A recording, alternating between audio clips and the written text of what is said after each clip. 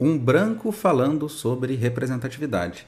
Eu entendo completamente esse assunto sobre posição de fala, né? Como se a gente não tivesse condição de falar sobre um assunto se você não está naquela posição. Isso é natural. Por exemplo, como eu vou falar sobre o treinamento do BOPE se eu não faço ideia de como funciona? Só que quando o assunto é políticas públicas, né, ou assuntos sociais, é muito comum que todo mundo tenha uma opinião sobre machismo, sobre racismo, sobre indígena, sobre tudo. As pessoas cada vez mais elas estão falando coisa que não sabe, né? E eu entendo até porque que as pessoas estão tão inflamadas, principalmente quem está na posição de fala, em ouvir uma pessoa de fora falar com autoridade sobre aquele assunto. Então, recentemente eu passei uma situação engraçada, porque eu dou aula numa faculdade, numa escola, e eu estava planejando uma aula sobre representatividade. E de repente me surgiu um comentário de um sujeito dizendo um branco falando sobre representatividade. KKK. Isso me fez pensar um pouco e eu trago esse conteúdo hoje para tentar justificar o porquê que eu falo sobre esse assunto nas aulas. E eu também tenho um vídeo aqui no canal que eu falo sobre esse assunto. Mas antes de entrar no tema principal do vídeo, aquela coisa chata de YouTube, né? Curte, compartilha, inscreve no canal, dá uma olhadinha na descrição que tem um apoia-se do canal se você tiver interesse em participar. Mas se você tiver de saco cheio de fazer conta no apoia-se e se inscrever lá, eu vou deixar um QR Code aqui na tela que se você tiver interesse, qualquer valor é bem-vindo, né? Esse QR Code é pro Pix. E aí você pode entrar no grupo do WhatsApp, né? Fazer parte dos membros e eu te cito no próximo vídeo também. Inclusive, isso aí foi uma recomendação de um amigo, o Léo, brigadão pela ideia aí, tá? Mas é isso, então vamos para o assunto principal agora do vídeo. Há um tempo atrás eu fiz um conteúdo sobre machismo no cinema. Aí é engraçado, tipo, que diabo eu tenho a falar sobre machismo?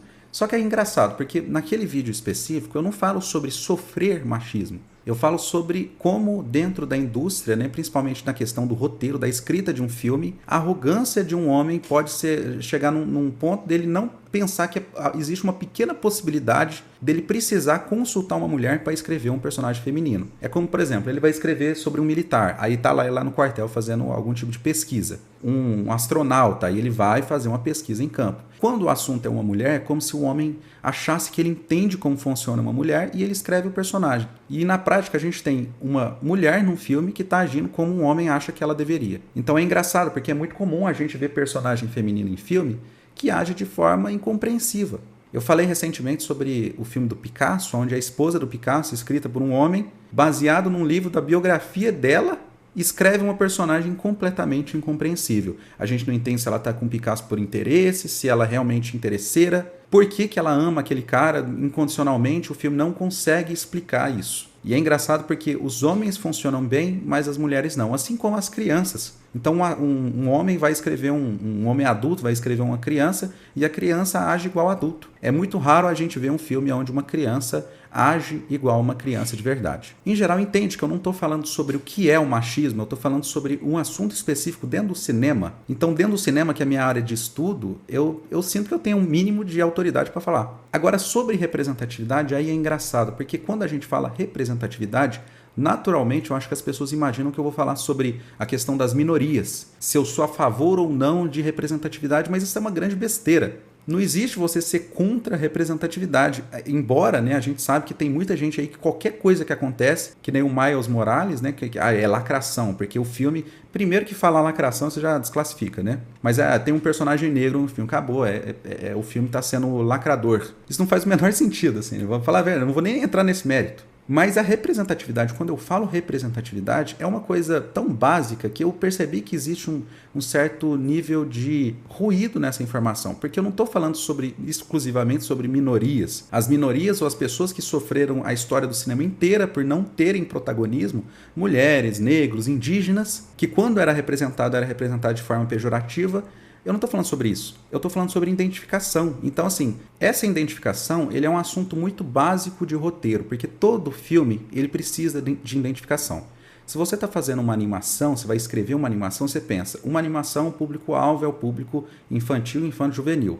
As pessoas que vão ver esse filme, a maioria, ou seja, o público-alvo, quem vai pagar esse filme, é um público infantil que tem esse tipo de dilema na sua vida, né? Tem a insegurança, tem a vontade de explorar o mundo, de conhecer o mundo lá fora. Então, esse é a dinâmica de um filme de animação. Eu sei, existem exceções, a gente sabe, mas em geral é assim que funciona. Se você vai escrever um filme de ação, naturalmente você vai querer atingir o público-alvo que mais assiste a ação. Existem pesquisas que falam sobre isso, que as pessoas que mais consomem ação é homem de meia idade. Então, naturalmente, o protagonista desse filme tem que ter algum tipo de representatividade para esse público-alvo. Não à toa, então, praticamente 90% dos filmes de ação que você consegue puxar na memória é protagonizado por um homem. Porque um filme de faroeste normalmente é um cara de terceira idade que ainda se mostra forte. Quem você acha que é as pessoas que mais assistem faroeste? Pensa. São homens de terceira idade que ainda acham que é forte, ou que é forte realmente, ou que quer se sentir representado. Recentemente aconteceu uma coisa engraçada, que tem um filme chamado Siso, e eu mostrei pro meu pai adorou o filme. E aí ele adorou por quê? Né? Porque se trata de um homem de terceira idade, que ele consegue matar todo mundo, ele tem um cachorro e quando um soldado atira por um do cachorro, ele fica puto da vida e massacra todo mundo. Você consegue perceber o tipo de representatividade que esse filme está atingindo ele? Por que se eu mostro esse filme de repente para uma avó ou para uma tia, ela provavelmente vai achar um saco? Isso, é claro, gente, pelo amor de Deus, tudo tem exceções, tá? Tudo. Você vai achar uma criança, tipo, meu sobrinho de 6 meses assiste faroeste. Você vai achar algum tipo de coisa assim, mas em geral não é assim que funciona. Em geral existem estudos, né, que demonstram o interesse de público e como um roteiro funciona. Então, quando eu falo sobre representatividade, eu estou muito mais falando sobre como um roteiro representa o público-alvo do que necessariamente sobre minorias, entende? E isso é interessante para a gente conseguir entender o porquê é importante, sim, os filmes terem protagonistas diferentes. Porque existem vários tipos de pessoas no mundo, afinal. Então, repara que a Pequena Sereia ser, né, uma moça, uma mulher negra,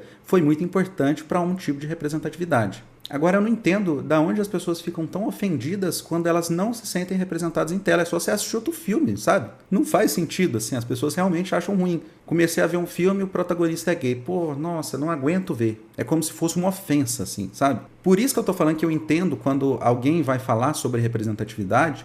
É natural que certas pessoas já fiquem incomodadas, falam, não, gente, para, porque é tanta besteira acontecendo no mundo todo dia, né? Mas eu espero que tenha dado para entender, tá? Representatividade é identificação de persona dentro de um roteiro. Público-alvo sendo representado dentro de um esquema de representatividade dentro do roteiro, enfim, vocês entenderam. Esse vídeo foi um pouquinho mais rápido, porque eu só queria esclarecer esse assunto, sabe? Então é isso, me fala o que você pensa sobre esse assunto aí nos comentários. Muito obrigado por assistir até aqui, deixa o like, aquela coisa de sempre e tchau!